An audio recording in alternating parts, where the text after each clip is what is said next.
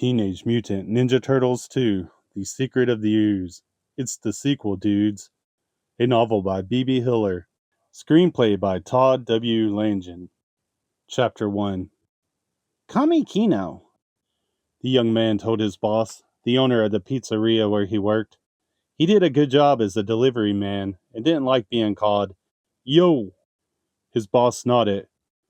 Sure, Kino, he said. Now saddle up. We've got another order for that O'Neill lady. Are you kidding me? Again? That lady ought to get it wholesale. Plus, she's a lousy tipper. Get going, Ray said, handing him a stack of pizzas. Kino slid the boxes into the warmer attached to the back of his moped and shifted the bike into gear. Although he delivered pizzas to April Neal all day long, he'd never really seen her except on television. She was a reporter for Channel 3. He wondered how she could eat so much pizza and still be so thin. Kino stopped in front of Miss O'Neill's apartment building, got off the bike, and picked up the pizza warmer. It was late at night and the street was dark and empty. It was quiet, too. The silence seemed a little strange in the middle of such a big city. Then the silence was interrupted by an odd thudding sound. If Kino was anything, he was curious. Miss O'Neill could wait just a minute for her 3 pizzas while he checked out the noise. It seemed to be coming from the rear of an electronics store next to Miss O'Neill's apartment house. He followed the alleyway between the buildings. Kino walked silently, hiding in the shadows, though it was hard because he was still carrying the pizza. He stopped and peered around the corner of the building to see the source of the thudding. It wasn't just thudding. What Kino saw was a couple of stocking-masked thugs carrying big boxes out of the electronics store. There was a robbery in progress. Kino wasn't afraid. He knew what to do. All right, hold it, he called out from the shadows. You guys are under arrest. The thugs looked into the shadows. What are you, private security? Kino had their attention. He emerged from the dark corner, still holding the pizza warmer. Well, no, he began sheepishly. I'm actually pizza delivery. The thugs took that as an invitation. They put down the televisions they were loading and attacked. Kino put the pizzas on the ground and defended himself. He dispatched the first attacker with a roundhouse kick. The next required 2 punches and a flip. A third, attacking from behind, got a reverse kick to his stomach, followed by an arm sweep that delivered him to the middle of a heap of boxes. Did I mention that I study martial arts? Kino asked the unconscious bodies that surrounded him. He was answered by the arrival of the rest of the stocking-masked thugs. 7 men attacked him at once. There weren't enough martial arts in the city for one man to counter that, even one as good as Kino was. He punched, thrusted, kicked, and leapt, but he was worried. Help? He called out feebly, knowing there was no way anybody was going to help him out of this mess. Suddenly, though, his attackers were distracted. There was something behind Kino, something that was going to help him. Then everything went dark. Kino was shrouded by a big, smelly drop cloth. Hey, Kino protested. Sorry, kid, it's for your own good, said a strange voice. The next thing Kino knew, he was wrapped up and tied like a Christmas present. Then somebody, or something, pushed him into a nearby garbage can for safekeeping. Kino didn't know what was going on, but he listened. Awesome! Wicked! Smack! Eclectic! Eclectic! Thunk! Listening didn't help. He still didn't know what was going on. Chapter 2. They were young, they were green, they were a little bit strange, but they were definitely an awesome foursome. They were the Teenage Mutant Ninja Turtles. Michelangelo peered through his orange mask at the thieves Kino had been fighting. Boy, I really hate it when guys wear pantyhose, he complained to Donatello while swinging his nunchucks. Donatello, wearing a purple mask, slammed against one of the thugs with his bow, a ninja staff. You know, you should try sheer energy, Donatello advised the thug, who crumpled at the blow. It'd make your face feel less tired at the end of the day. Don and Mikey winked at each other and finished off the thugs. Nearby Raphael took out 3 thieves by himself and whisked his thigh 3-pronged daggers at a fourth, who was waiting for his own defeat. Man, this is too easy, Raphael complained to Leonardo, who was working next to him. Leonardo got an idea. Hey, Splinter says the true ninja is a master of his environment. Stow your weapons. I'm game, Raphael agreed. He tucked his sai into his red sash. He loved his sai, but he could fight without them too, and this would be more fun.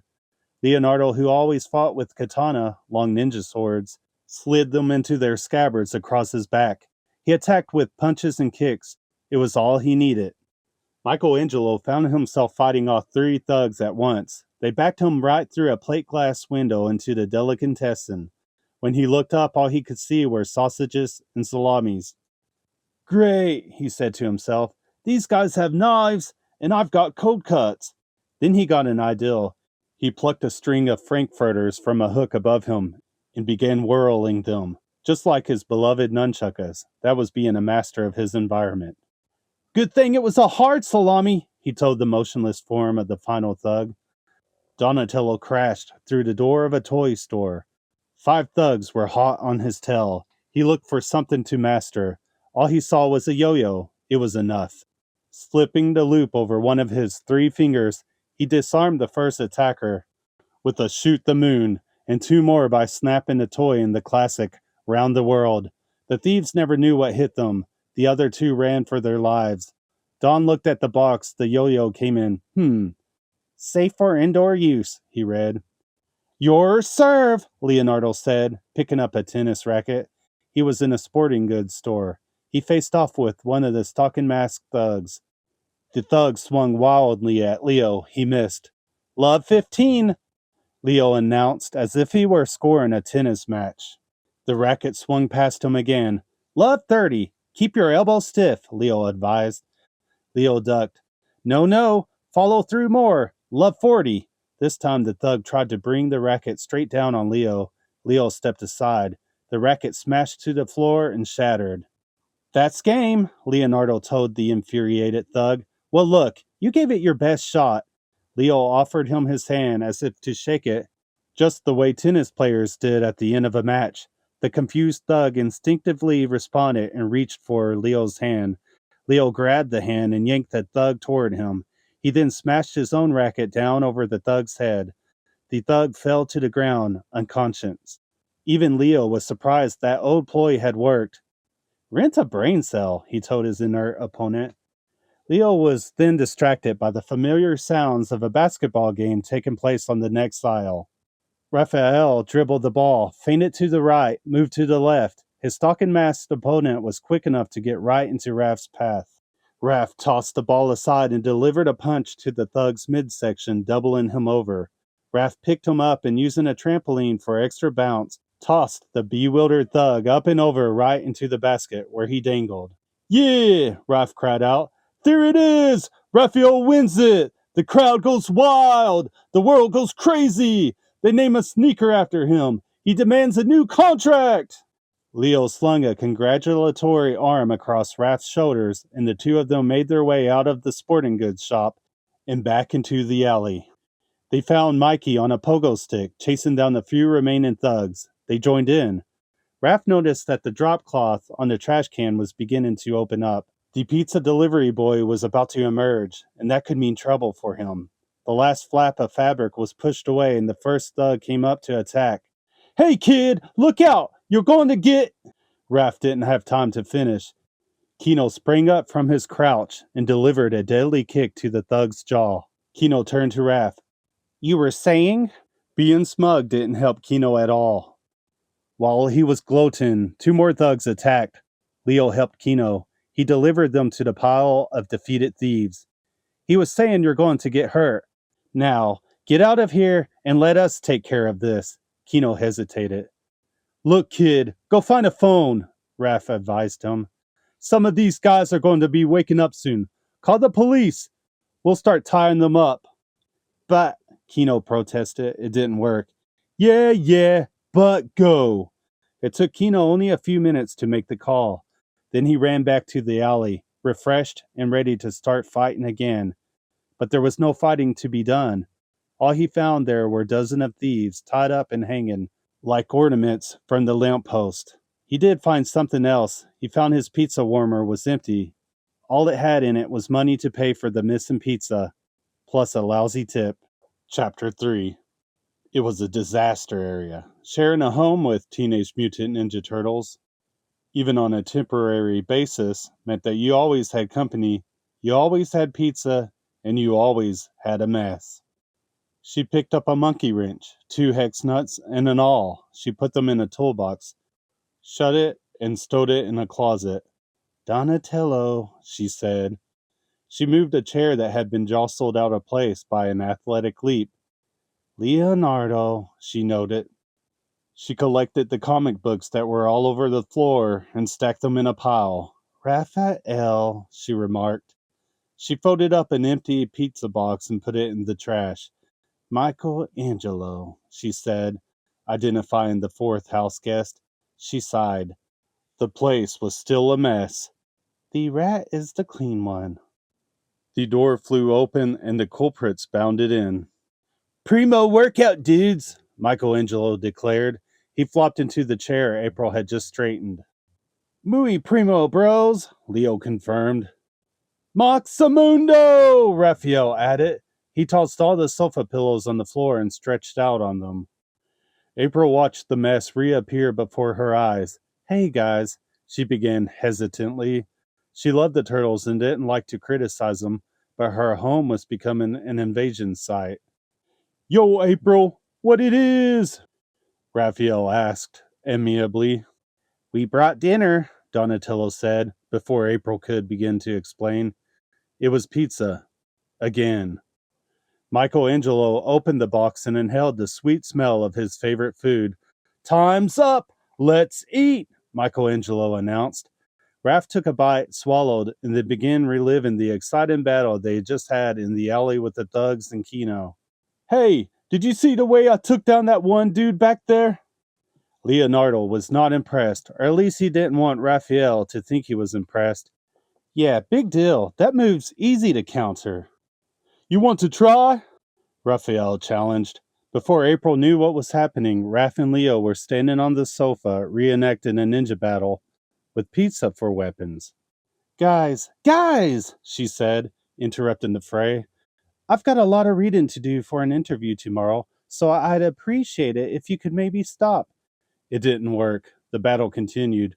So, she said, trying another tack. Any luck finding a new place to live yet? That worked. Not really, Don said. It's hard to find good subterranean housing. April could understand that. The turtles were staying with her because their own home, in the sewers of the city of New York, had been discovered and overrun in a battle. The turtles had been attacked by the Foot Clan. That was an evil ninja band run by Shredder, an old enemy of their own ninja master, a mutant rat named Splinter.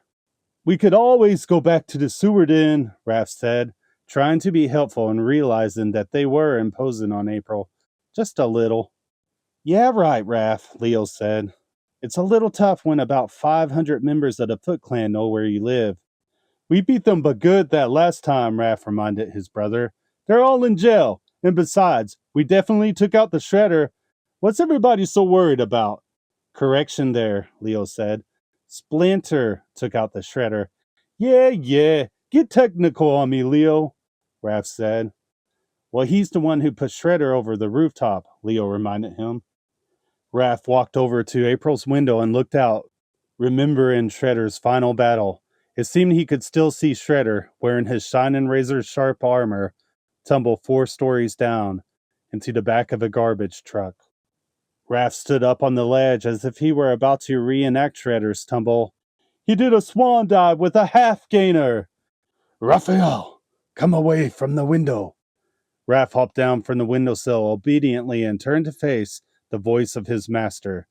Splinter, an aged 4-foot-tall rat, stood at the railing of the loft of April's apartment. It overlooked her living room. Never forget who you are, Splinter spoke sternly to Raphael and his brothers. You are ninja. You must always practice the art of invisibility. All of you. I don't get it, Raph said. I mean, why? We saved the city. Why can't we just, have some fun, get some glory? Splinter sighed. He'd been through this before. He suspected he would go through it again. Stand before me, my sons. The turtles gathered and waited. For 15 years you have been confined below. Now the outside world beckons your teenage minds. What he said was true, and all of the turtles knew it. But the people out there could never understand you. Their world is ours to protect, but it can never be ours to live in. Michelangelo paled. Not even pizza? He asked. Pizza's okay, Splinter said, smiling at the turtles he'd come to think of as his family, his sons. Man, give a guy a heart attack, Michelangelo said with relief.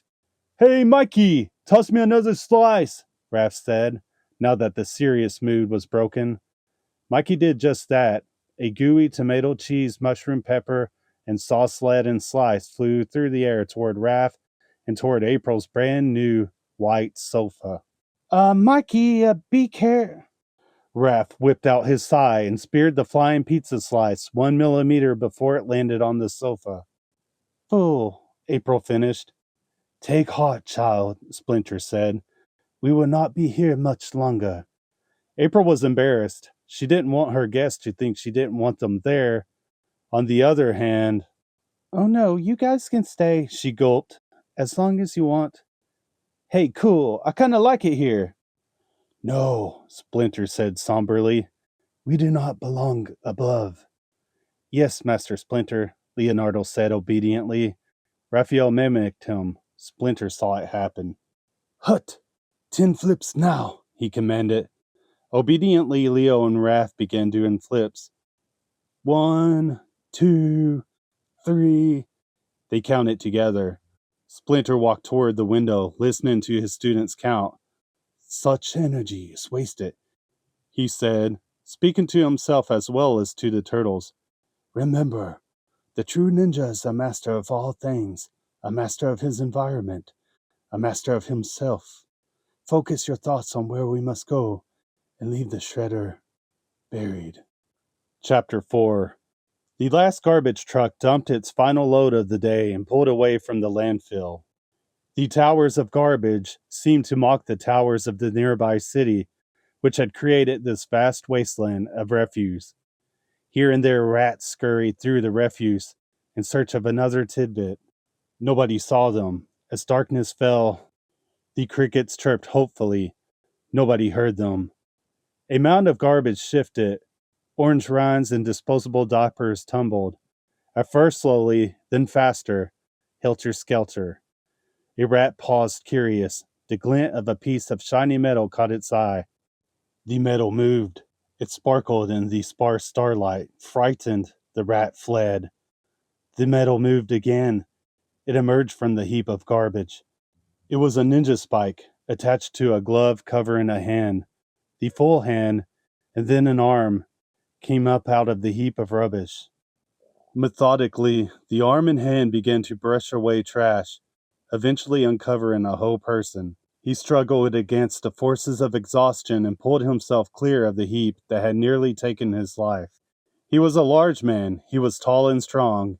He was completely clothed in ninja armor, covered from head to toe with deadly spikes that were razor sharp. His name was Shredder, and he was very much alive. Chapter 5. On the other side of the city there was a junkyard. It was filled with discarded metallic scrap. A small ramshackle cabin stood near the entrance. Inside the cabin there were a few young men still dressed in their tattered black dogi, ninja outfits. They were all that was left of the foot. Is this it? One of them asked another. His friend shrugged. Everybody else must have been picked up by the police, he said. Maybe the others just couldn't find us, the first said, hoping that more of the clan had survived their battle with the Teenage Mutant Ninja Turtles. We all knew that this junkyard was our fallback spot. Said Tatsu, Shredder's enforcer. It was his way of calling the ragtag group to attention. He wasn't much of a talker, but he managed to get his message across. Our father, gone. He smashed a sawhorse with his fist. They will pay. Aye!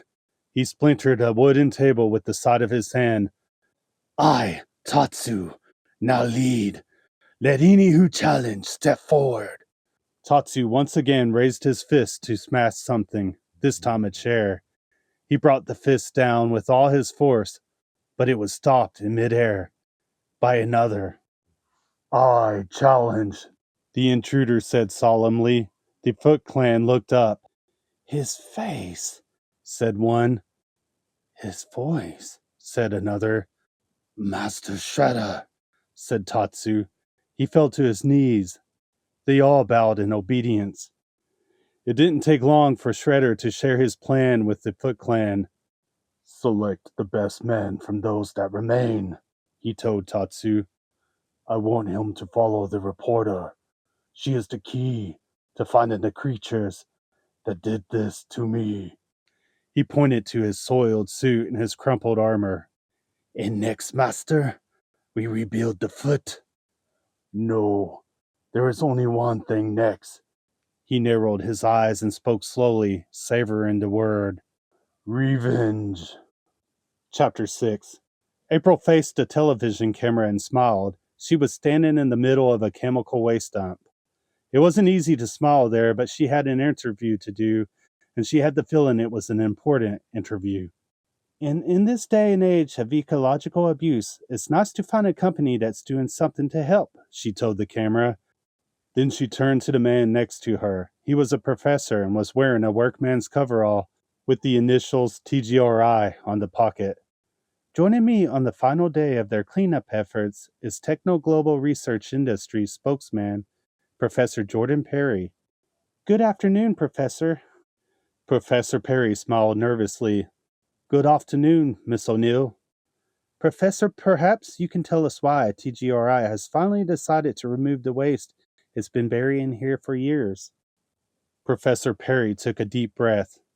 He began, I should try to keep my answers short, or will you be able to cut this later, just in case I begin to ramble, which, unfortunately, Professor, we're live, April said, reminding him that their talk was being broadcast right then.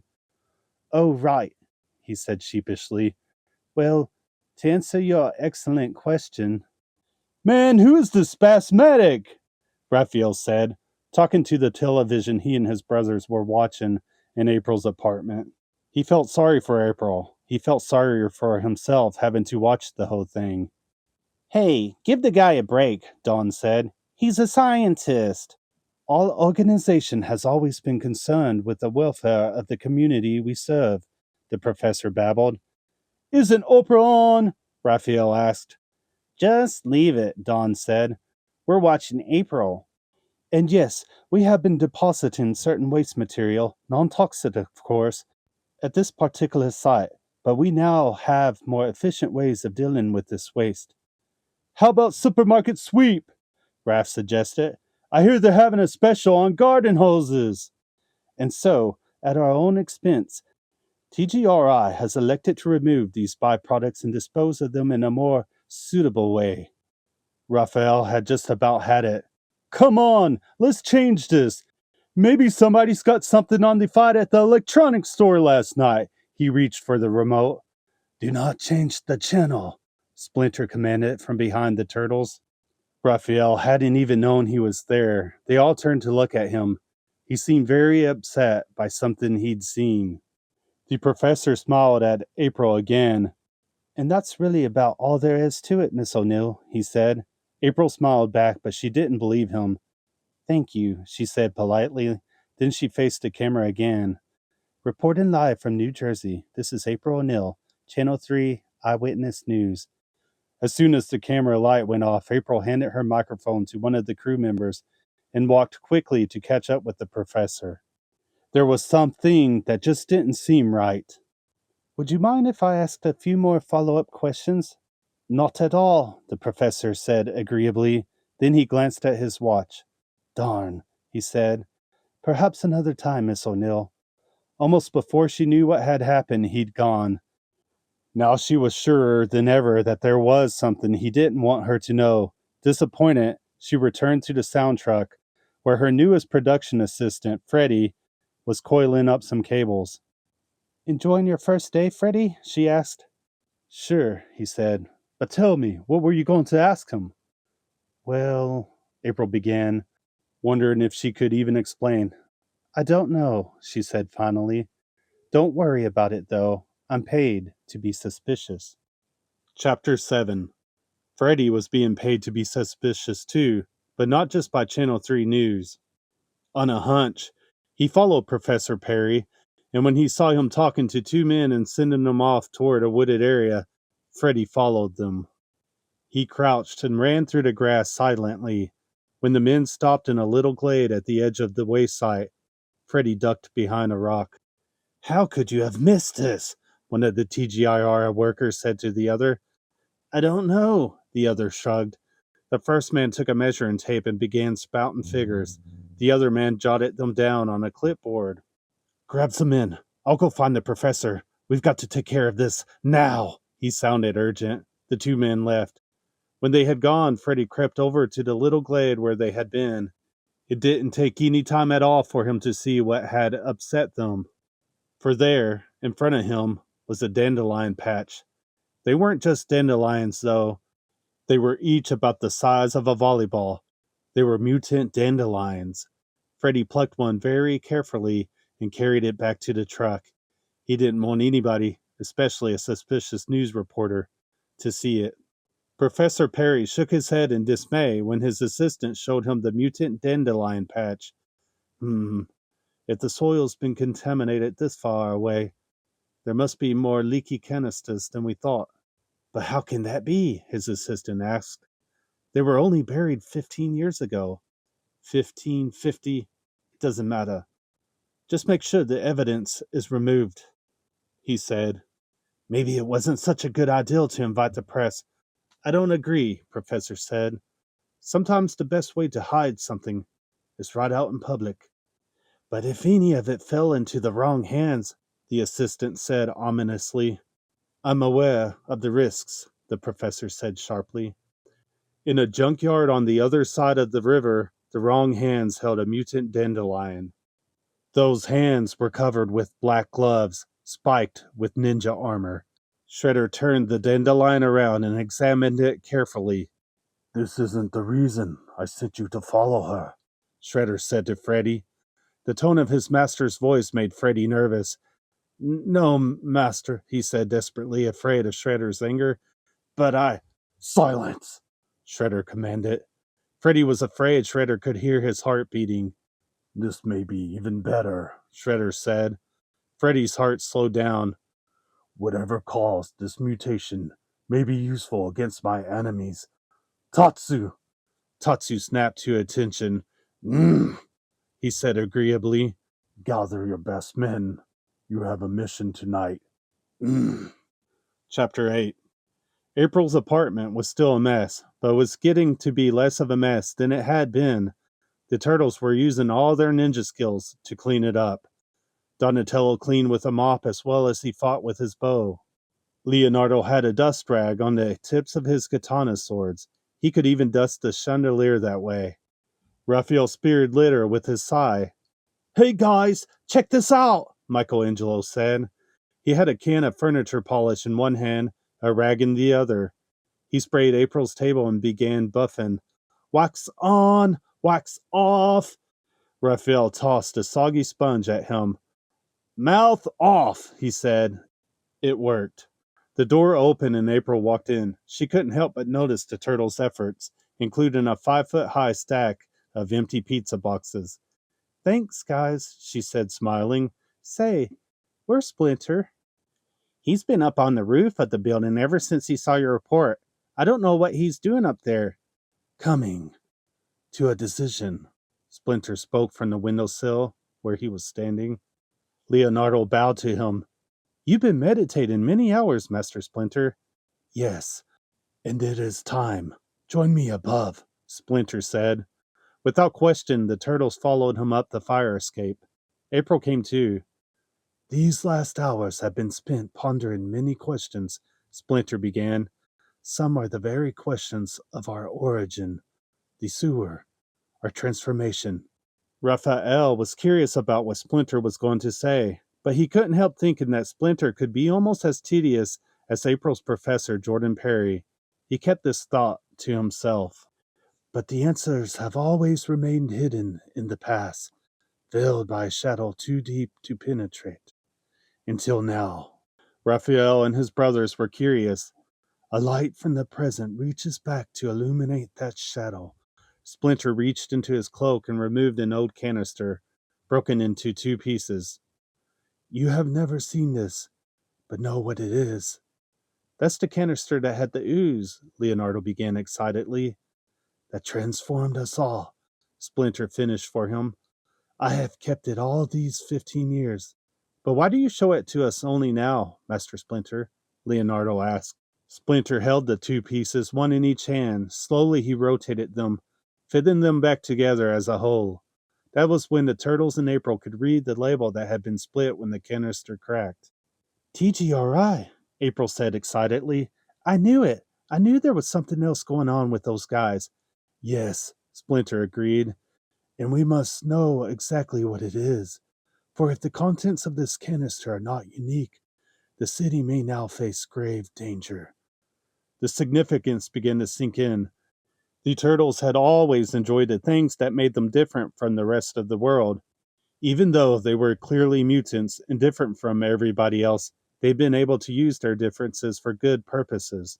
They had no trouble living with their present. It was their past that was hard for them. They were always eager for some kind of hint or explanation about their origin.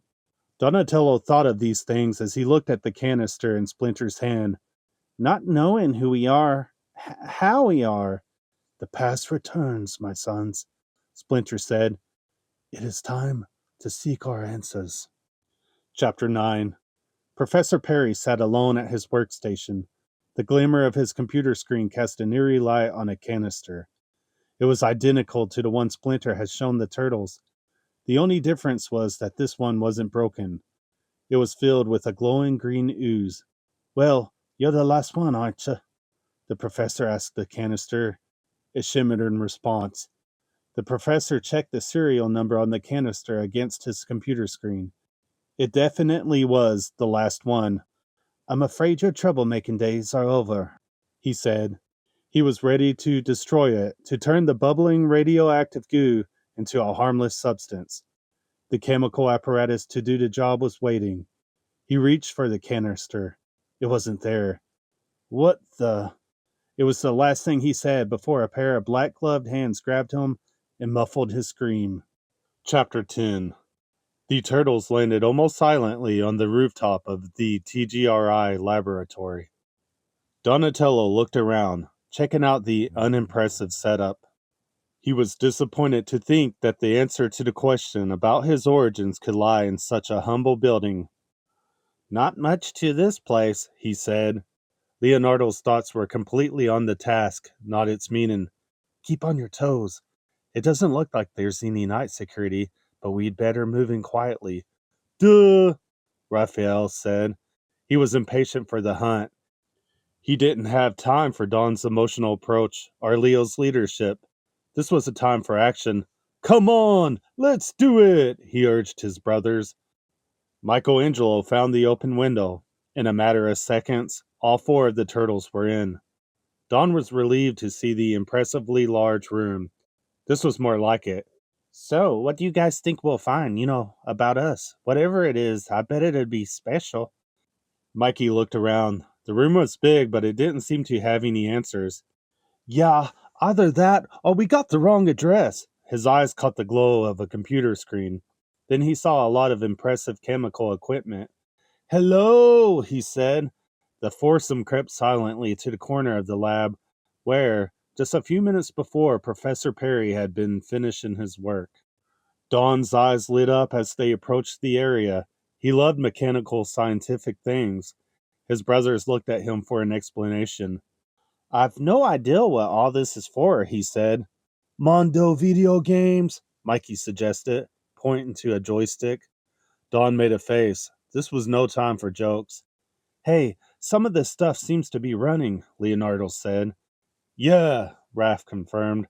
Looking closely at the chemical apparatus, There was a whole network of beakers and tubes bubbling merrily and mysteriously.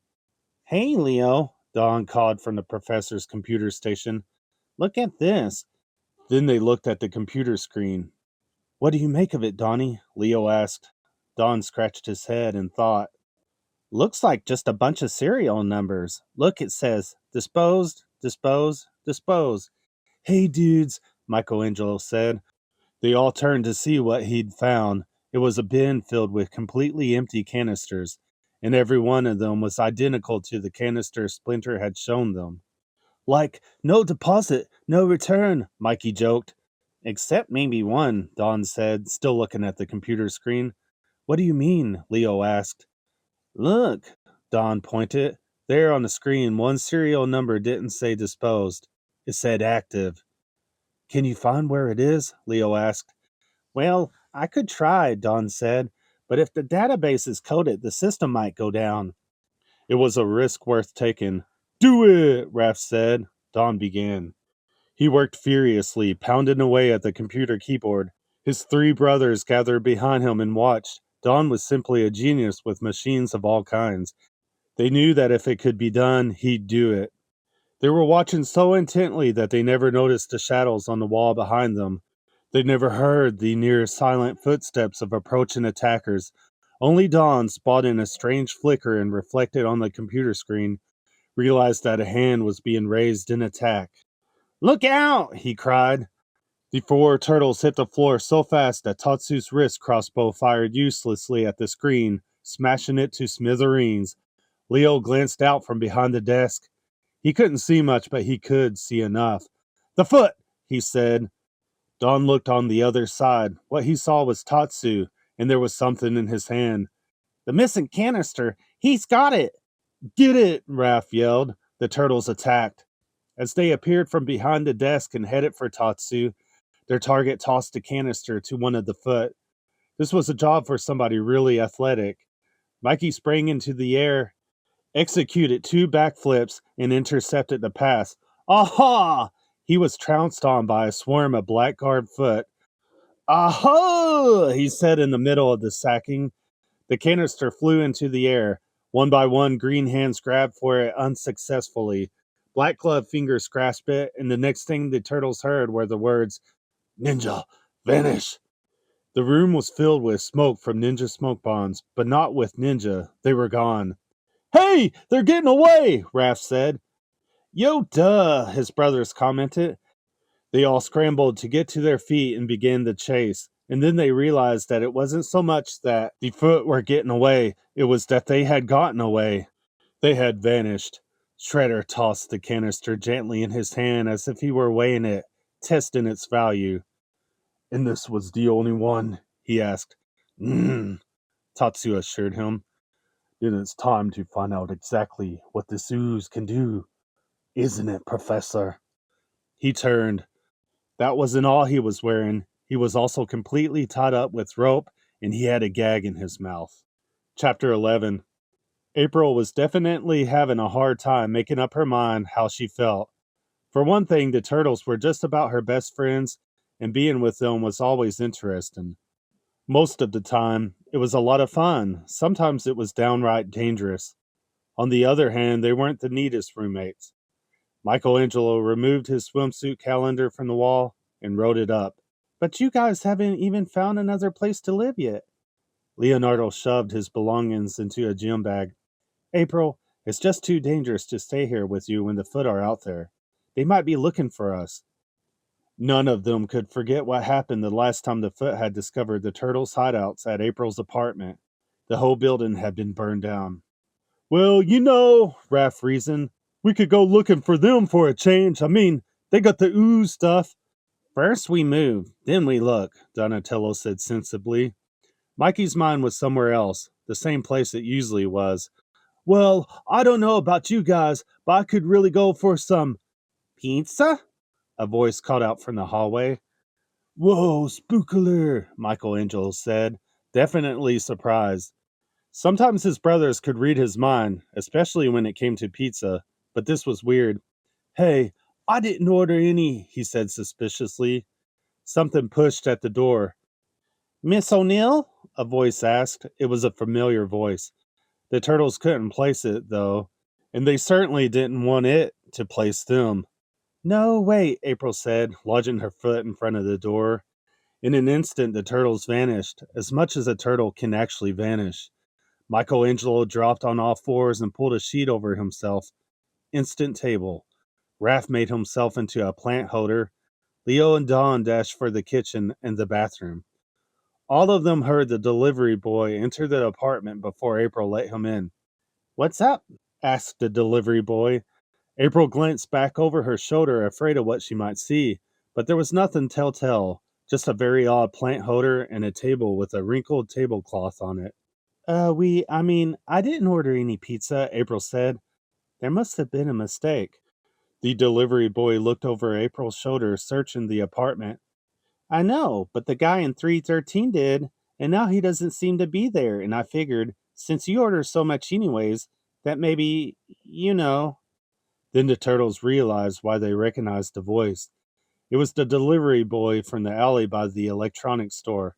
Kino said, looking around. His eyes lit on Michelangelo's nunchuckas. Where'd those come from? He asked. April thought fast. They're mine, she said. She picked them up and began swinging them clumsily. Yeah, I like to do a little chucking every now and then. She hit herself with the weapon. I'd keep practicing if I were you, Kino said. He put the pizza down on the table and began to examine the plant holder.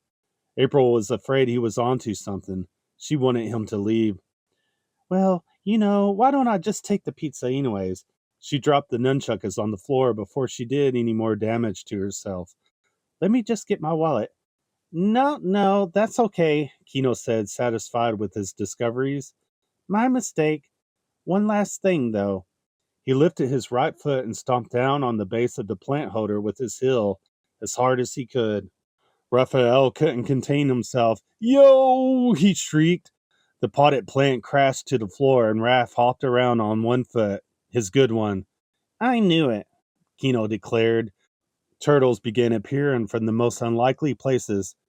Can I hurt him? Raph asked April, still groaning in agony. Please tell me I can hurt him. Kino just grinned.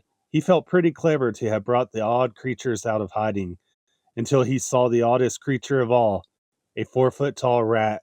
His jaw dropped. I think you'd better sit down, Splinter said. Kino sat down, right on the potted plant. Although Splinter believed that the turtles must always be invisible to the outside world, he knew that there were times when it was impossible. And when those times arose, he shared the story of the turtles' beginnings.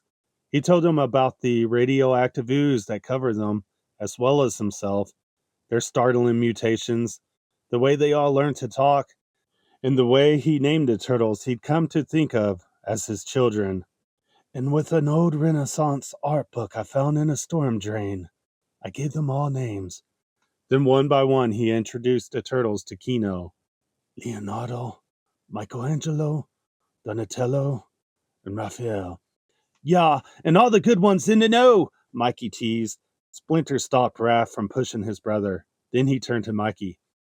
Michelangelo, he said sternly. Mikey knew what that meant. Without a word, Mikey began doing flips. 1, 2. So basically what you're telling me is that all you guys were slimed, Kino said. It wasn't slime, it was ooze, Raph said. He was still upset about his foot. And there's more of it out there, Leonardo told Kino. Where? Kino asked. 5, 6. They could hear Michelangelo count it. He grunted as he worked out. We're not sure, Don answered. See, there's this sort of clan of ninja thieves, a really secret group. They call themselves the Foot, Kino supplied. You've heard of them? Don said, surprised. Kino nodded. Well, see, word on the street is that there are these guys looking for anybody they can find with martial arts talent, especially teenagers. Hey, I've got an idea. I could let myself get recruited, and guess what they might lead us to?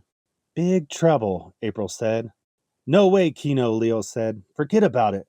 Raph wasn't so sure, though. Hey, and believe me, I really hate to say this, but the kid's gotta... No, Splinter said. 14, 15. Michelangelo droned away in the background. Why not? Raphael and Kino asked at the same instant. Too dangerous, Splinter said. But Raph tried. No, Splinter said, closing the subject. Annoyed, Raph stormed out of the room. 17, 18. Michelangelo grunted again. Splinter, April, Kino, Don, and Leo turned to watch him finish his stint of 20. What they saw was Mikey standing in the corner doing excellent sound effects. 19, 20. The sudden quiet made him look up. He wasn't expecting an audience. He blushed. Uh-oh, he said. Just taking a break, see? I'll start where I left off, at a 15. 1, Splinter said. Yes, master, Mikey said. Then good-naturedly he began at the beginning. 1. Chapter 12. In the small building of the junkyard, Shredder, Tatsu, and several foot watched intently while Professor Jordan Perry worked. He had used discarded containers and tubing from the junkyard to make his chemical setup. There was a rubber hose leading from one of the pots across the ceiling of the shack and into a couple of small barred holding cells. Shredder looked at the cells and then at Tatsu. Those were the 2 most vicious animals you could find at night. Tatsu confirmed. Good, Shredder said. Then he turned to the scientist at work. Professor, he asked. Preparations are complete. However... Begin, Shredder said, uninterested in the professor's hesitation. However, the professor continued, not wanting to be interrupted, I feel compelled to re-register my formal protest and remind you of the imminent danger of... He was interrupted. He was interrupted by Tatsu, who glared at him threateningly. Professor Perry knew when a battle was lost. But enough talk, he said lightly. Let's begin. He turned a valve on his setup, raising a flame beneath a pot. The greenish liquid began to bubble menacingly. It swelled and rose, spurting through the tubing, and finally into the holding pins, where it sprayed with tremendous pressure. Beneath his mask, Shredder grinned in anticipation. Chapter 13. April stood alone in the middle of the street. She tried to look natural. It wasn't easy. Glancing up and down the street furtively. Clear, she whispered toward the shadow of the entrance to her own apartment building. A green blur passed her. See you, April. Leonardo disappeared into the sewer. Wish us luck, the Raphael blur said, following his brother into the hole. We'll be back for Splinter, Donatello said, sliding into the darkness after Raphael. Michelangelo wasn't in such a hurry. He knew an opportunity for one of his famous impressions when he saw one. He turned up the collar of his trench coat, pulled down the brim of his hat, and became Humphrey Bogart. I know the lives of 2 people don't amount to a hill of beans in this crazy world, Ilsa, but that's why you're getting on that plane. April could almost feel the hot winds of the North African desert whip past her, instead of the cold rain of New York. Maybe not today, maybe not tomorrow, but soon. For a turtle, Michelangelo sounded an awful lot like Rick in Casablanca. And for the rest of you, a green hand reached up from the manhole and grabbed Mikey by the ankle. Before he could finish the teary farewell, he was gone. April giggled. She loved Mikey's impressions. Above the turtles, the manhole cover clunked into place. They were back in the sewers of New York. All right, hold it, Raph said, more than a little annoyed. He couldn't help thinking there was something more to be done than looking for some place to live. This is stupid. We've got the foot up there with the Ooze, and we're down here playing Century 21. Raph, Leonardo said. Come on, Leo, Raph countered. Even you could think of something better to do than this. He certainly could. But if Splinter were around, it would have cost him 20 flips. He glared instead. That's it. I'm out of here, Raph announced, looking for a ladder to climb to the street. No, you're not, Leo said. He grabbed Raph's arm. Let go. They were about to get into a fight when Mikey intervened with another one of his impressions. This time, instead of Humphrey Bogart, he was a hard-sell real estate man on a late-night television. I have the answer to all your housing needs. Timeshare. Raph relaxed a little. Leo smiled. Donatello put a hand on Mikey's head as if he were testing melons at the market. Not quite ripe yet, he announced. Mikey's antics stopped a fight, but they didn't stop Raphael's determination to do something other than house hunting. I'm gone, he said. He turned and left. Raphael could be moody, and there was no way to change that. His brothers knew they couldn't convince him to stick with them. He'd do what he wanted to do, and he'd be back with them eventually. In the meantime, they had a job to do. Leo led the way. You know, Don said, glancing around for a hint of a place to settle down. You'd think finding a new place would be easy. But no, Mikey continued for him. You'd think even an idiot could find a place down here. But no, you think... Oh! Leo and Don turned around to see what had happened to Mikey, but there was no sign of him, only sounds. Yo! Mikey, are you okay? No answer. Mikey? Check it out! Came Mikey's excited reply. Leo and Don followed Mikey's voice. They found themselves standing over a hole where the floor had caved in. Come on down, Mikey invited them. The Price is Right style. They did. When they got to solid ground, they were standing in the middle of an abandoned subway station, sectioned off by caved-in rubble. Even had an old subway car. Well, I'll be, Donatello began. It's well hidden, Leo reasoned.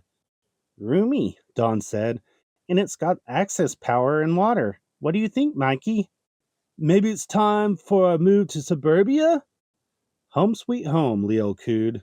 The decision was made. Chapter 14. How much longer? Shredder demanded. I told you. I don't know. It takes time. Days, Professor Perry answered. It wasn't what Shredder wanted to hear. Shredder crossed the room to the holding cells and glanced in. I want them as soon as possible, he said. I told you. He was ready to give Shredder a piece of his mind. Instead, 3 of the foot grabbed the professor, shoving him back into his chair. Aren't these enough for you? The professor asked Shredder angrily, pointing to the black-clad men who were guarding him. The foot have already failed against my enemies, he said, hatred dripping from every word. I have failed. He walked back over to the cages. But the next time will be different, he pledged. The next time will be freak against freak. There was sudden activity in the cage. One of the animals snarled and snapped at Shredder's shadow. The other growled loudly and began banging angrily at the bars on the cage. Shredder permitted a smile to cross his face. Chapter 15. Whenever Raph decided to disobey Splinter, he didn't go halfway. He went the whole way. He was convinced he was right. He was convinced that getting Kino into the foot was the best way to defeat Shredder. Raph stood in the shadow of an alley, watching, waiting. Nearby, a tough-looking teenager was talking to a group of young men. One of those young men was Kino. So everybody's got to take a little test, the tough kid explained. Then, if you're good enough, we let you in the organization. Any questions? There were none. The young men followed their leader. Kino held back. He wanted to talk to Raph. I knew this would work, the new recruit said eagerly.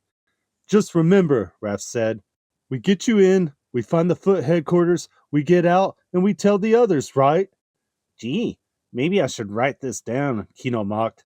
Then before Raph could answer, he ran after the group. Raph looked up at the sky. I'm being punished, aren't I?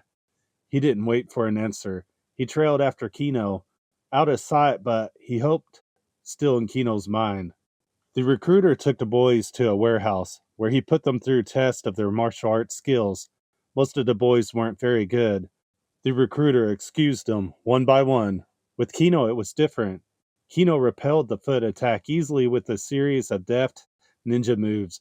Within seconds, 3 foot lay on the mat. Kino was still standing. Kino, was it?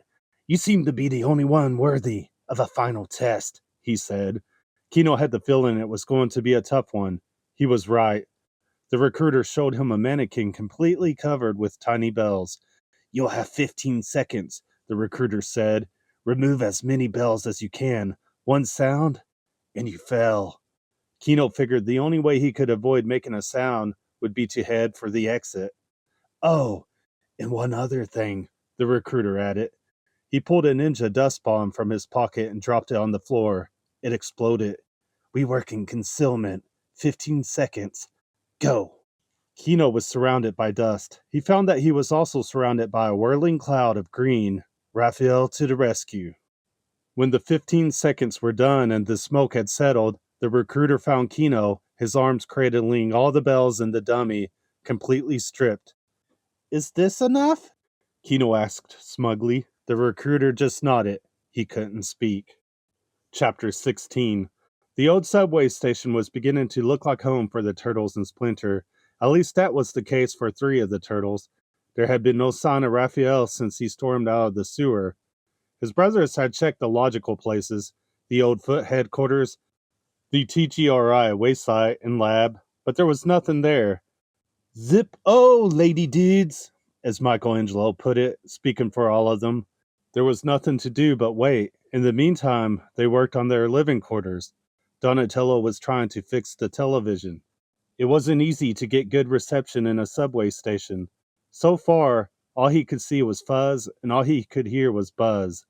Mikey was setting up a place where they could eat. Pizza, of course. And Leo was cleaning up debris. Their work was interrupted by footsteps above, and then the arrival of April, Don said. He recognized her legs coming down the rope ladder. What brings you here? Leo asked. He took her coat and found a rock to hang it on. Well, I'm not sure, April said, but I think I found out some news about TGRI. Splinter bowed to her respectfully.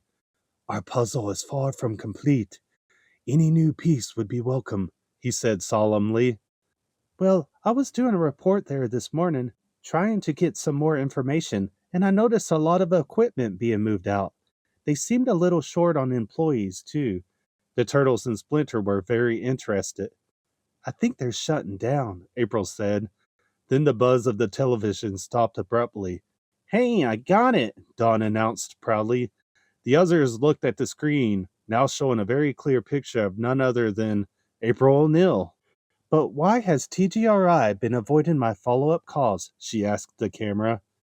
I'm not a spokesman, Miss O'Neill, a uniformed TGIR employee told her. I'm just trying to get to work. April watched herself on the screen. I couldn't get much out of these guys, she said. On the television, April persisted, following one of the TGRI assistants to the door of the building. But what about possible genetic abnormalities? She asked. Mutants. The assistant stopped and turned to the camera. There's far more science fiction than science in questions like that, Miss O'Neill, he said. He seemed to be mocking her. Mutants indeed, he smirked and entered the building. In the subway tunnel, 4 mutants looked at one human being. There was work to be done, definitely. Chapter 17. The Hoden cells rocked and rattled. The 2 mutant creatures had become so large that they nearly burst the still reinforced cages. Their cells will no longer hold them, Shredder said. He loved the vicious sounds the animals made, too. Tatsu agreed. Let them out, Shredder commanded. Tatsu asked. Shredder nodded. It's time they learned who their master is. Tatsu said doubtfully. Remove the bar and leave us. Tatsu hesitated, but he did as he had been ordered. The art of ninja had taught him to move quickly. As soon as he had opened the cages, he fled from the room, closing the doors behind him. Come forth, Shredder commanded the mutants. The first creature to step out had once been a wolf. Now it was a gigantic, snarling, growling, roaring mutant canine. Saliva dripped menacingly from its bared teeth. Shredder smiled coldly. He named it Razar. Then came the other mutant. It had been born a snapping turtle. Now it was a great deal more. For one thing, it was enormous. It opened its mouth, seeking something to bite. Even Shredder was impressed by the span of its jaw. When the mutant snapped its mouth shut, Shredder could imagine turtles and rats meeting their doom. His eyes gleamed with pleasure. He named the snapping turtle Toka. Incredible, Shredder said. The animal stepped toward him. Yes, come forward, he invited them. Attack, if you will. But when it is over, you will call me Master. The animal stopped suddenly.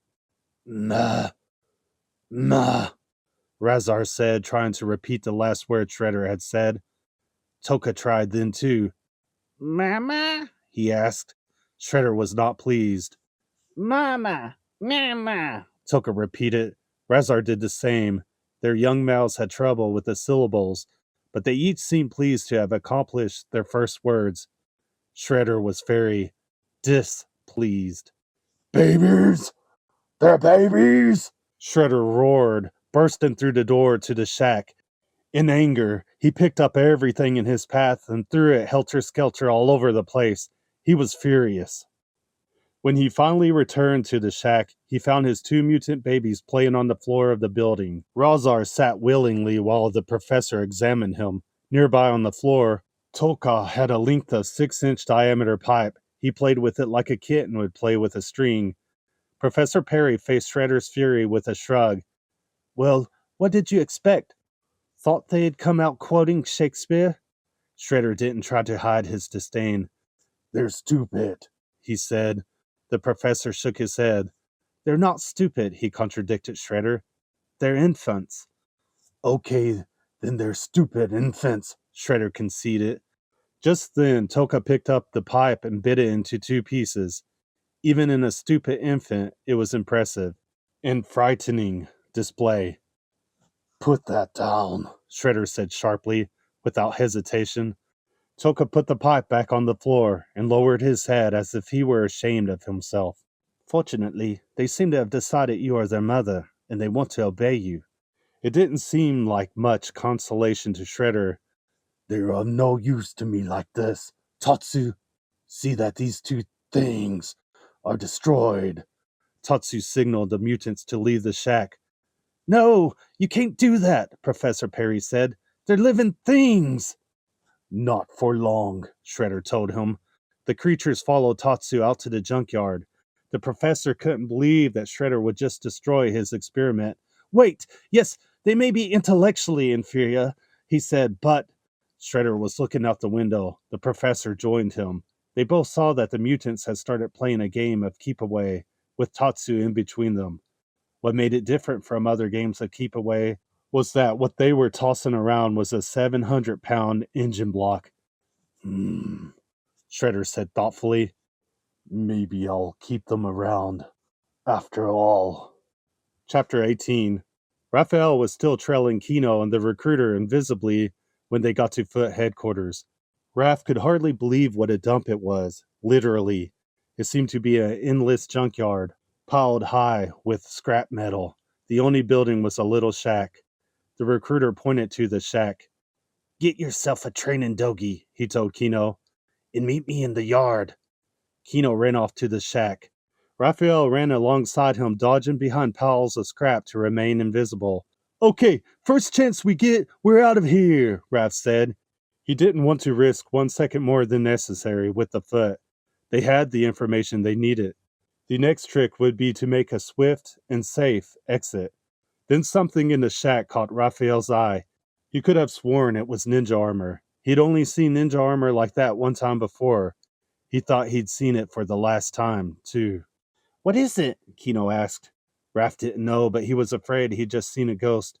He ducked behind a pile of debris and approached the shack, sneaking up on one of the windows. Just what are you looking for, anyway? Kino asked. Raphael put a finger to his lips. Quiet, he whispered. Do you want to get us? It was too late. Caught. Raph turned around and found himself facing Tatsu and several Foot. He decided to try evasive action. Hi guys, he said casually. We were looking for a muffler shop for a 77 Chevy. Tatsu said. Raph didn't understand the word, but he got the message, and it wasn't good. Tatsu and his band attacked Raph at once. Raph knew there was only one course of action to take. He held them off as well as he could and kept them away from Kino. Get out of here, he said to the boy. Tell the others, go, now! Kino hesitated for a second and then hit the road, running as fast as he could. Raph was good, but not that good. He could keep a few ninja warriors out of the way long enough to save Kino, but there wasn't much he could do for himself against Tatsu and 15 fighters. I'm curious, he tried. Have any of you guys ever heard the expression, fair fight? Apparently they hadn't. Very quickly, he was completely immobilized by the entire squadron. You know, pal, Raphael said to Tatsu, if I had a face like yours, I'd try to make up for it with some sort of personality. It didn't win Tatsu over. He just threatened Raph. Raph thought his only chance would be if the men who held him let him go so he could fight Tatsu one-on-one. He wanted to bait the grunting ninja warrior and was about to start in on him again when he saw something that made him silent. He saw shining ninja armor, a black cape, and a razor-studded hood. Shredder, he said. It didn't take long for Tatsu to completely subdue Raphael. Tatsu entered the shack and reported to Shredder. Captured turtle, now secure, he grunted. Good. Tatsu lowered his head in shame. Gone, he confessed. Also good, Shredder said, surprising Tatsu. Now all we have to do is wait. Tatsu understood, then. Chapter 19. Leonardo, Donatello, and Michelangelo peered down at the junkyard from their perch on a huge pile of scrap metal. Just like Kino said it was, Mikey remarked. Donatello glanced around. The perimeter's quiet. Yeah, a little too quiet, Leo said skeptically. They crept down the pile and into the junkyard. They were in. Well, that was easy, Donatello said. Yeah, a little too easy, Leonardo said again. Donatello squinted to see through the dimness. There, at the far end of the junkyard, tied to a stake, was his brother. Look, it's Raph! Yeah, a little too Raph, Michelangelo said, imitating Leo. Knock it off. Keep your eyes peeled. I don't like this. Leonardo didn't have to say it twice. They crept forward soundlessly. They were about 20 yards from Raphael and still creeping forward when Donatello spoke. You know, given the layout of this junkyard and the proximity of certain structures, if they were going to spring a trap, they'd probably do it right about. Floodlights flashed. Something snapped. Suddenly, all three rescuers were whisked upward in a large net. They were trapped and suspended from a crane. Here, Donatello finished. Nice call, Donnie, Michelangelo said sarcastically. Pitifully late, but nice. They looked down and saw a crowd of footmen nearby. The crowd parted, making room for someone to pass through. The turtles couldn't believe their eyes. The Shred Dude, Michelangelo said. I've been waiting for you, Shredder said, and I have a little surprise for you. He gave a signal, and the ground in front of Raphael rose, revealing razor-sharp ninja spikes. Their cranes swung around. They were headed right for the spikes. Uh-oh, turtle kebabs, Michelangelo said. The turtles struggled against their bonds, trying to rip the net, trying to have a chance. You know, these nets are remarkably well constructed, Donatello observed. It was just like him to admire someone else's technical ability, even when he was on the verge of being shredded by it. Yeah, remind me to drop a note to Ralph Nader. But the only thing that was dropping was the turtles themselves. Splinter stood on a mound of junk 100 yards away. Slowly and carefully he raised his ninja crossbow and aimed. The arrow whizzed from his weapon. It slashed through the rope that held the turtle's net, and it stuck in the stake above Raphael's head. Cowabunga, Splinter said, utterly pleased with himself. Leo, Mikey, and Don fell to the ground. They weren't hurt at all. They got themselves ready to fight. Hey, Shredder, you forgot that we carry insurance, Leo said.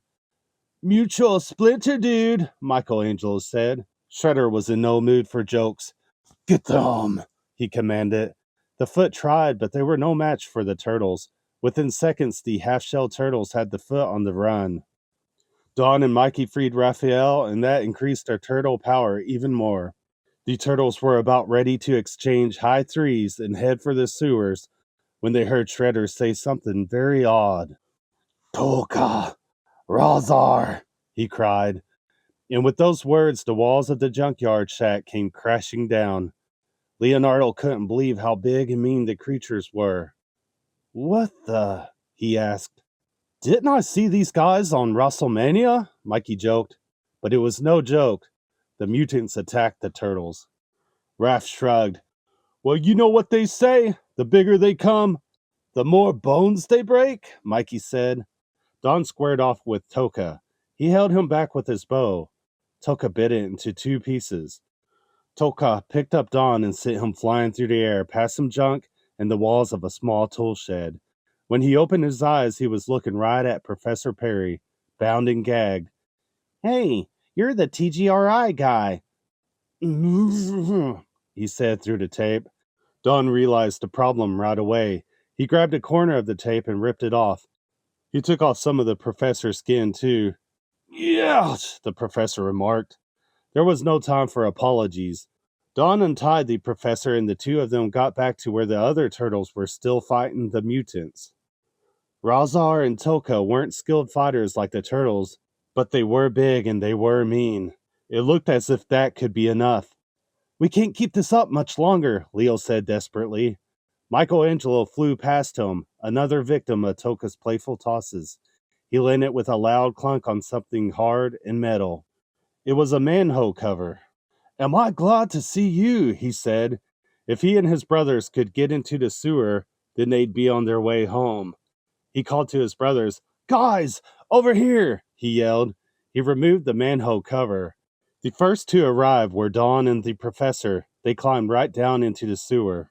Way to go, Mikey, Raphael said, fighting Toka and Razar with all his might. Mikey went. Soon Raph and Leo joined the others. No, stop them, Shredder cried.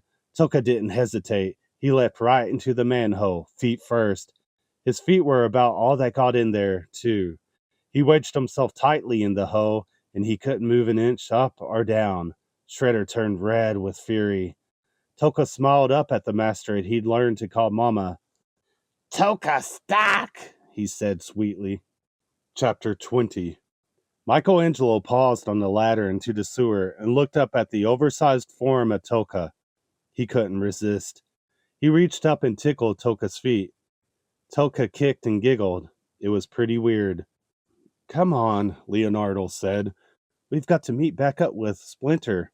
But first there was the professor. He stared at the foursome. 4 turtles, he said, after he just realized who rescued him. Yeah, the guy's PhD material, all right, Raph joked. And so intelligent. It's incredible, Professor Perry said. Hey, don't freak, dude. We can explain, Mikey said. See, the professor began speaking then. It was as if he knew what Mikey was going to say. 15 years ago, you came in contact with a green colloidal gel down in a sewer that transformed you to your present state. The turtles stared at him in disbelief. Fascinating, the professor said. The turtles thought it was definitely fascinating. There was a lot to talk about, but it would have to wait until they got back to their new home. Just to be on the safe side, they blindfolded the professor. They didn't want anybody to know the whereabouts of their den. When the blindfold came off, the professor looked around at the reconstructed subway station. Ingenious, the professor said. We'll give you the tour later, Leo told him. Right now, we've got a few questions. Splinter stepped out of the shadow. The professor's jaw dropped when he saw the rat. Splinter spoke then. The professor has much to tell us. It was true, too. Once introductions had been made, the professor began talking. He explained about an experiment TGRI had been conducting 15 years before. Of course, laboratories were crude back then, and an accident was just waiting to happen. You mean to tell us that the formation of the ooze was all just a big mistake? Don asked. He didn't like that ideal. He preferred to think that he and his brothers had been planned. Well, you see, Donatello, an unknown mixture of discarded chemicals were accidentally exposed to a series of radiative waves. The resulting ooze, as you call it, was found to have remarkable and dangerous mutagenic properties. Huh? Mikey asked. looking at Raph for an explanation. Big mistake, Raph translated. Well, on our way to bury it, a near collision caused us to lose one of the canisters down a sewer 15 years ago. That was the answer. Now the Turtles and Splinter knew the real answer to their existence. They were just one big mistake on top of another. The professor excused himself then. He needed a rest. The Turtles needed a rest too. They were all feeling let down. What troubles you, my son? Splinter asked Don, who seemed particularly low. I don't know, he said. I just always thought there'd be more to it. I thought we'd find out we were special.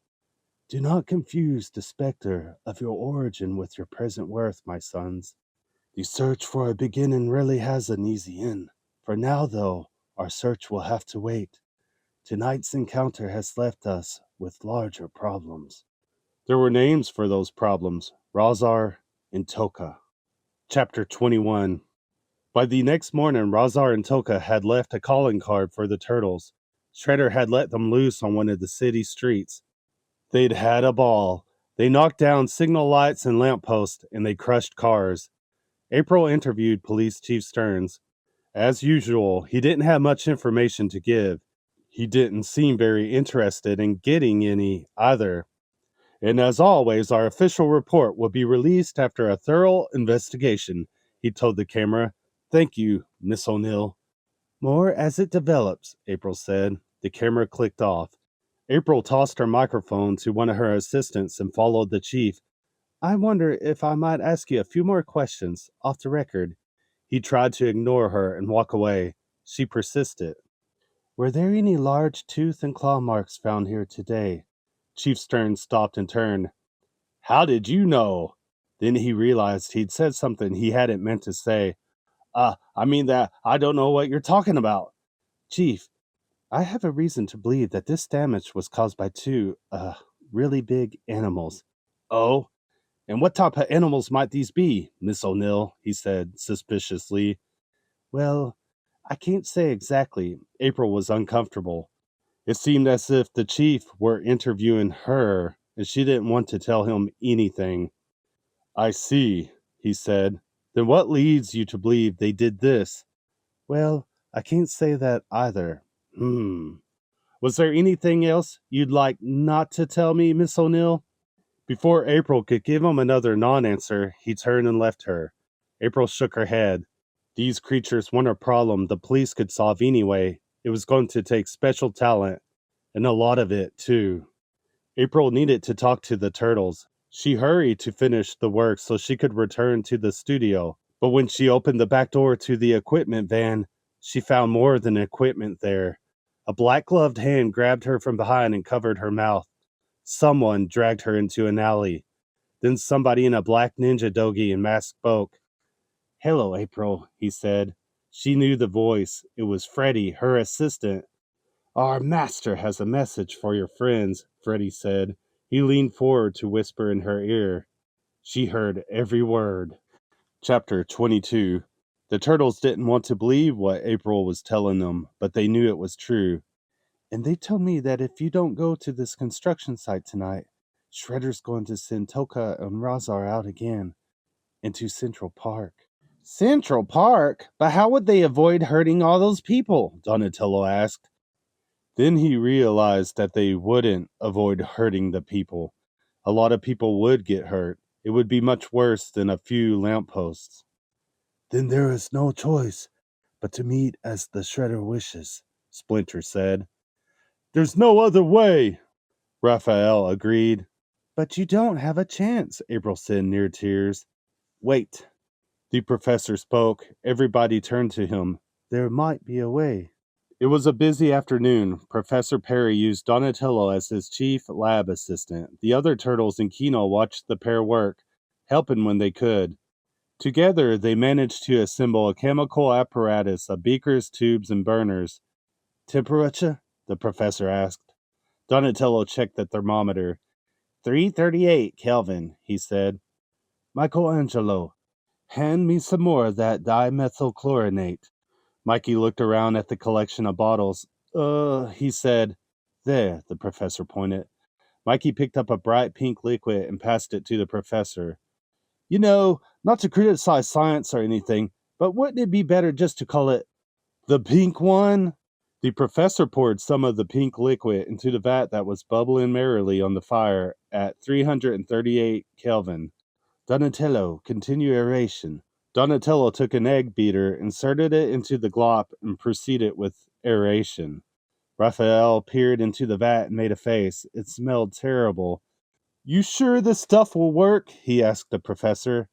When I contaminated the ooze used to transform Tokar and Razar, making them intellectually inferior and thus less dangerous, I had no idea I'd later be trying to formulate an anti-mutagen based on that contamination. Huh? Said Mikey. If being able to say things other people didn't understand meant somebody was smart, he thought the professor must be a real genius. It means he's not sure, Raphael translated. See, we don't know until we actually spray those guys, Donatello explained. The professor cleared his throat. Actually, he began, I'm afraid ingestion is the only course. What? Leo, Raph, Don, and Kino asked in a single voice. Michelangelo understood. You meant they have to eat it? He asked. Yo, my man, he said. He was learning turtle talk. Leo sniffed the vile mixture. He made a face. That'd be easy. We can put it on some pizza, he joked. It wasn't a joke, though. The stuff smelled so bad, nobody would ever eat it voluntarily. Well, I've got an idea, Mikey said. Chapter 23. The turtles were on time for their invitation from Shredder. They were to meet at a skyscraper construction site right by the East River. They were armed and skilled, but they were worried. There were a lot of ifs in their plan. Do you think it will work? Don asked Mikey about his crazy scheme. Is like Schwarzenegger hard to spell? Mikey answered. Mikey's confidence helped. Now, if only his plan would work as well. Everything was dark and quiet at the construction site. Too quiet. Shredder! Raph howled. Don was so startled that he jumped a foot and a half. Gee, thanks, Raph. I may never have hiccups again. Welcome, he said. The turtles had the awful feeling he really meant it. He was glad to see them, and it wasn't because he was going to give them dinner. There were going to be dinner for Toka and Razar. The foot stood in a circle surrounding the turtle and Shredder's mutants. Let the games begin, Shredder commanded. It was the moment of truth. Wait, Leonardo said, as Mikey had cued him. First, we should observe the ancient ritual of, well, the traditional, pre-fight donut. Before Shredder could object, Mikey and Leo hurried toward the eager mutants with a box of donuts. Toka and Razar each downed a donut and licked their chops. They loved them. Razar grabbed another treat, but he was so strong that he mangled the donut, and the anti-mutagen Q popped out. Razar looked at it curiously. Shredder, however, wasn't curious. He was furious. Kill them! Shredder commanded. Toka and Razar set about to do just that. The stuff's not working, Leo said while Toka did his best to squeeze all the air out of him. Maybe we should have brought muffins, Mikey suggested. Before he could crack another joke, both Mikey and Leo were flying across the construction site. They landed right on top of their brothers. The four of them tumbled in a clump. Now I know what a postal package feels like, Mikey joked weakly. Plan B? Leo suggested. Oh no, Raph said sarcastically. Let's try that donut thing again, he glared at Michelangelo. Leo took the lead. Weapons, he cried, urging his brothers back to the battle. Hey, wait, look, Don said. They all looked at Toka and Razar. The mutants seemed decidedly uncomfortable. The antimutagen, it's working, Don declared excitedly. Yeah, about time, Raph remarked. The two creatures stood erect. They had sour looks on their faces. And then, at exactly the same time, they both did exactly the same thing. Burp! They burped. Now, much more comfortable, they started snarling and snapping at the turtles. The real attack was about to begin. Wow, man! Ugly and impolite, Mikey remarked. Now what? Raph asked Leo. Leo reached for his weapons. Improvise, he told his brother. And that's just what Toka and Razar did too. Toka used Mikey as a baseball and tried a little fungo. Mikey was smashed against the wall of a nearby rock and roll club. Mikey learned the name of the place when he crashed through the sign. It was the Dockside Club. Razar was a football fan. He practiced drop kicks with Leo and Raph. They flew right through the wall next to Mikey and into the Dockside Club, interrupting a rapper. One of the customers saw the turtles and thought they were part of the act. He started cheering, "Man, check out those costumes! I love this place!" Leo and Raph looked around, still wondering exactly how they made it through the wall. "I think we're wearing them down," Raph said weakly to Leo.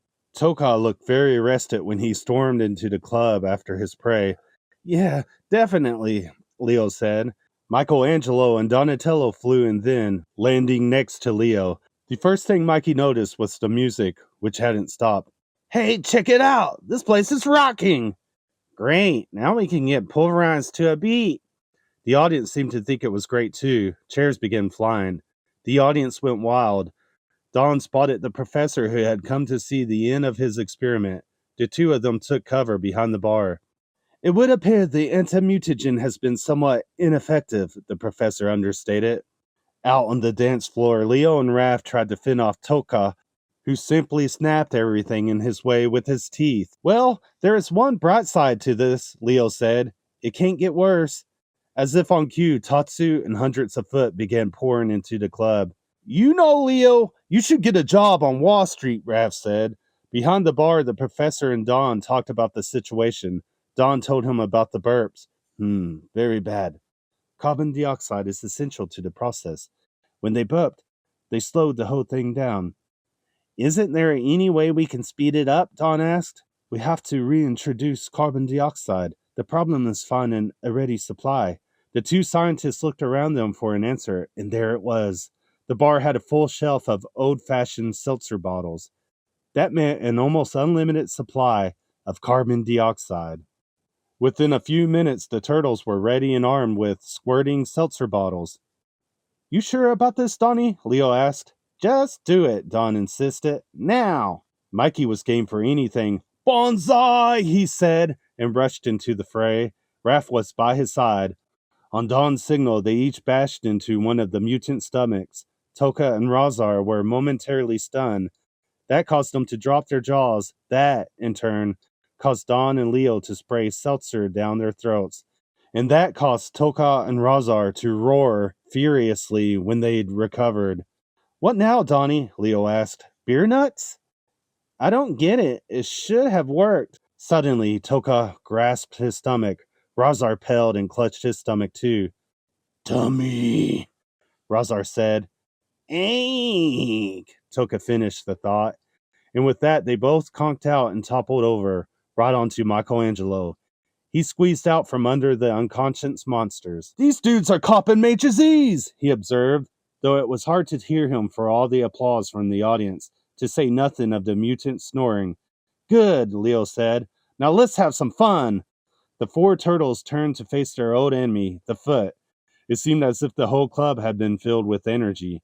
The four turtles were fighting as one against a teeming mass of the Foot Clan, all to the beat of a rap performer on the stage. The audience stood and cheered wildly, stomping on the ground with the tempo of the music. It was just the rhythm the turtles needed. They were ready to beat the Foot with the beat of the Foot. "Cowabunga!" Mikey cried, dispensing with 2 foot at once. "Kawa!" His words echoed back from the tape deck on stage. Then the rap singer got into the swing of it all. "Well, it looks kind of weird, but it's plain to be seen. These bad guys wear black and the good guys be green." Oh man, that's horrible. Flash bulbs went off, the audience shrieked with the beat, and the last Foot met defeat. Finally, there was only Tatsu. The turtles finished him off and howled a triumphant "Ninja Rap!" When they were done, Mikey turned to the audience. "If you liked what you saw, ladies and gentlemen, give it up for the turtles! Come on, give it up!" They roared their approval in a chorus of uhs. They waved their arms while they cheered. Then Raph held up both hands. "Show's over, folks! Show's over!" But it wasn't, for just then a long dark shadow appeared on the stage, and then the creature that had cast it. Shredder. "We're not through yet," he said. "The battle is yours." But the war is far from over. Not so long as I possess this. He held a familiar and deadly green canister in his hands. There was a stunned silence. Then somebody in the audience turned to his date. Can you believe it? Music and a play? Want to come back next Friday? The turtles circled Shredder and prepared for attack.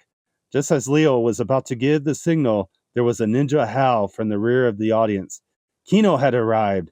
He raced through the crowd and leapt onto the stage. That made two things happen. It startled Shredder so that he dropped the canister.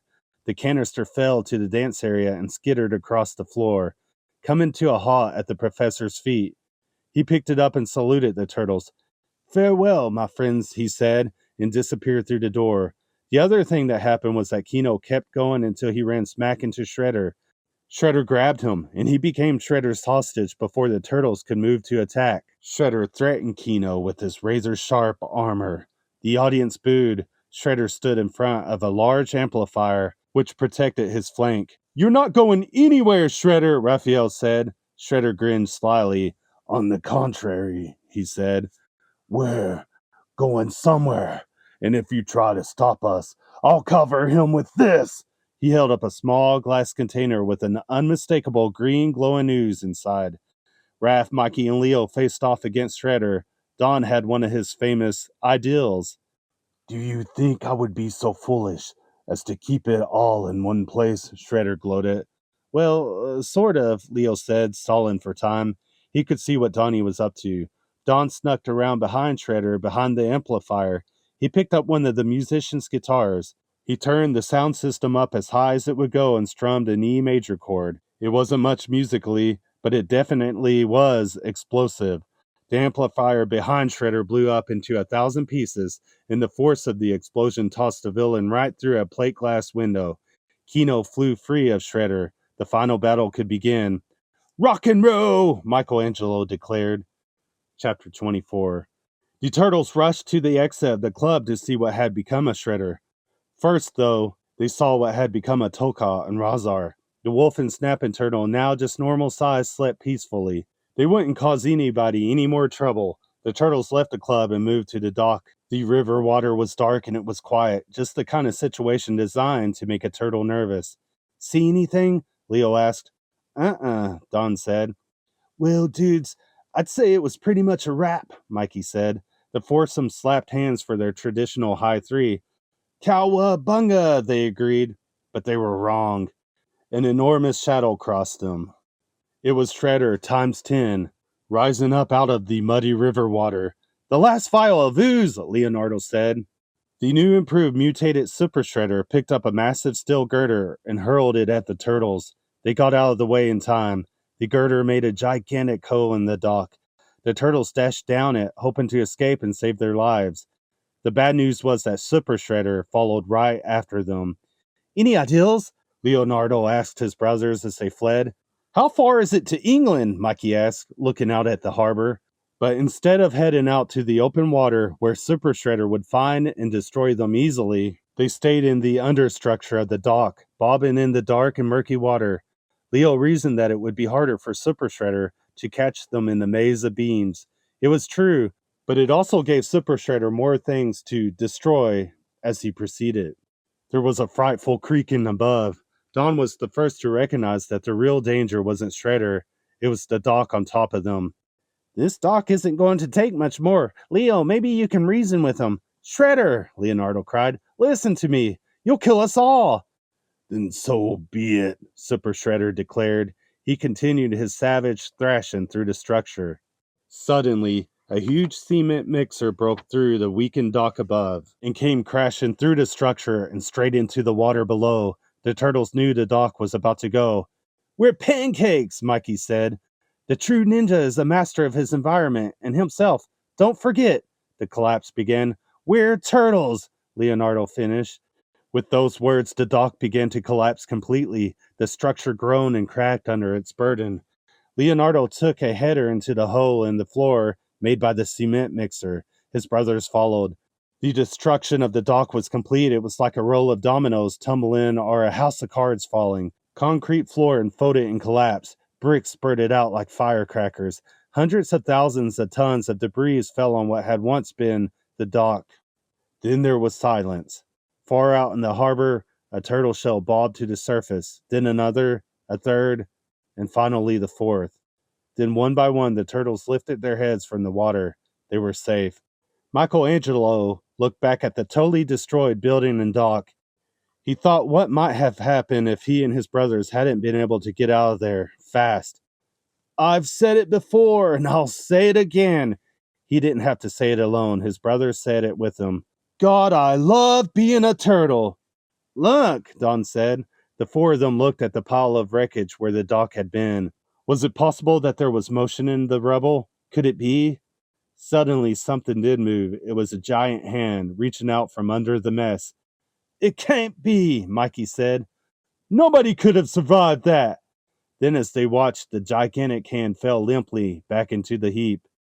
Not even Shredder, Leonardo said. Chapter 25. Splinter was alone in the subway den, and he watched the TV intently. April was on the television screen. And in a bizarre final note to the mysterious disappearance of TGRI, this message was delivered to the station earlier today. She picked up a piece of paper and began reading. To Leonardo, Donatello, Michelangelo, and Raphael. Thanks for your help, dudes. Signed, Professor Jordan Perry. She grinned slyly at the camera. Of course, we can only guess at its meaning. And now this. Splinter clicked off the television with the remote. His four students were returning home. He could hear them chattering in the tunnel above. The four turtles were ready for some celebration. Bodacious, Leonardo said, dropping into the den. Ostentatious, Raphael agreed, following Leo inside. Spacious, Don added as he came down the ladder. His brothers looked at him curiously. He did sometimes seem to miss the point. Cowabunga says it all, dudes, Mikey told them, arriving last. Splinter appeared pleased, but solemn. They gathered around him for his words of wisdom on the fierce battle they had just fought and won against his greatest enemy. Were you seen? Splinter asked. The turtles exchanged glances. What Splinter didn't know wouldn't hurt him. Of course not, Master Splinter, Leo assured him. We practice ninja, Donatello reminded Splinter. The art of invisibility, Michelangelo added. Splinter picked up a newspaper from the table. He opened it up and showed it to them. On the front page was a very large picture of four Teenage Mutant Ninja Turtles on the stage at the Dockside Club. The headline read, Ninja Rap is born. Practice harder, Splinter said. Without a word, the four turtles began doing backflips. 1, 2, 3. The end. Metal Tunes hopes you enjoyed this novel.